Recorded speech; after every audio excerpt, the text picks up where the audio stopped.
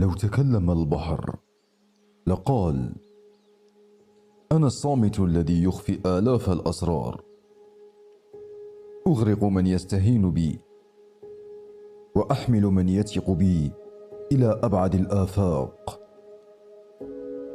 أظهر لك وجهي الهادئ، لكن في أعماقي عواصف لا تراها. كم من ضعيف حسبني أزرقا جميلا فابتلعته أعماقي، وكم من قوي ركب موجي فحملته إلى أرض جديدة.